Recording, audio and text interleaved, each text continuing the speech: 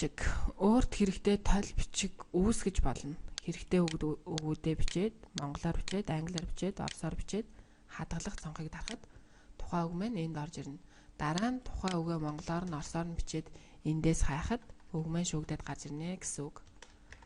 Ability. За, ability мэдлэг чадвар гэдэг. Гараад ирнэ. Мөн холбогдолтой холбоос линкүүд энд байж гин шүүх. Улсын хурлын харьяа, яамд, засгийн газрын агентлагууд, аймагуд, бизнесийн байгууллагууд, төрийн бус байгууллагууд, төсөл хөтөлбөрүүд, хэвлэл мэдээллийн байгууллагууд гэсэн холбоос хэрэгтэй линкүүд энд байж гин. Мөн энэ хэрэгтэй линкээ үүсгэж болно. За, бүх нийтийн англи нь хэвлэл мэдээллийн нэр нь News Zegmen.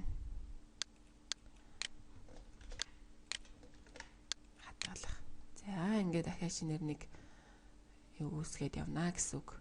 Энэ маань бүх нийтийн болохоор салбар хэлцсэн маань бүх хүмүүст харагдана гэсэн үг. Файлын сан.